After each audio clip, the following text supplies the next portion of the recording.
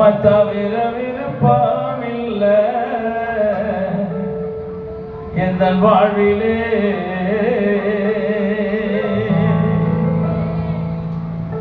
எங்க அம்மாவும் நீரே, எங்க அப்பாவும் நீரே,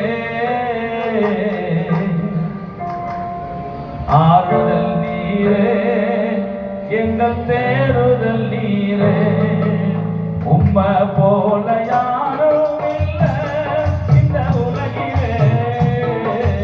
உம்மை தவிர விருப்பமில்லை எங்கள் வாழ்விலே, எங்கள் வாழ்விலே, எங்கள் வாழ்விலே. உம்மை போல யாரும் இல்லை இந்த உலகிலே. உம்மை தவிர விருப்பமில்லை எங்கள் வாழ்விலே.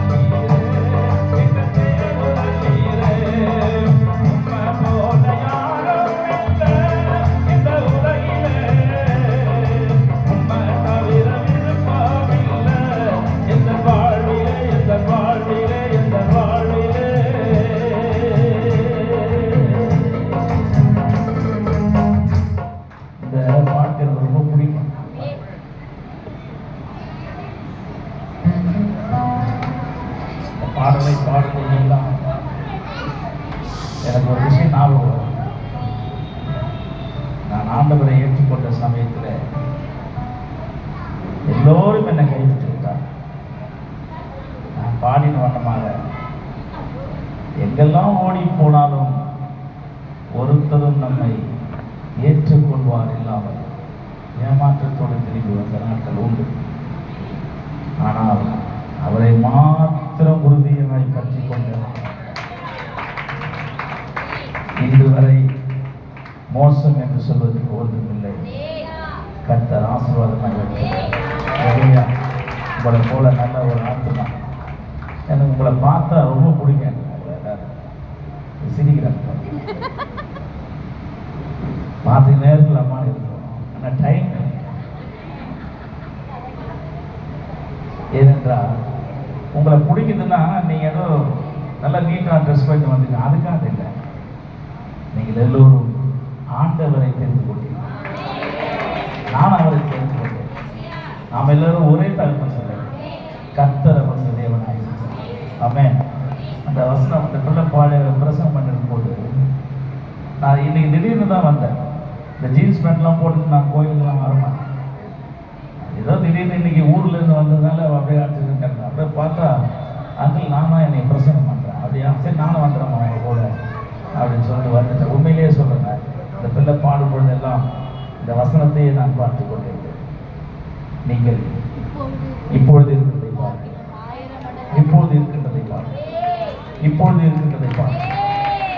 இனி வருகின்ற நாட்களிலே 1000 மடங்கு அதிகமாகும்படி கர்த்தர் உங்களை ஆசீர்வதிப்பார். மனிதன் ஆசீர்வதித்தால் அது மறந்து போய்விடும், நிலைக்காது, நீடித்திருக்காது. ஆனால் கர்த்தர் உங்களை என்னையும் ஆசீர்வதிப்பார் என்று சொன்னார். அந்த ஆசீர்வாதத்தில் எந்த பழுதும் இருக்காது. கர்த்தருடைய நாமம் மகிமைப்படும். ஜெபிப்போம். மகா பரிசுத்தமுள்ள எங்கள் பரலோக பிதாவே, இந்த ஆசீர்வதிக்கப்பட்டதான உயிர்த்தெழுந்த நல்ல நாளுக்காய் நன்றி. உம்மை ஆராதிக்கவும் உடைய வார்த்தைகளை கேட்கவும்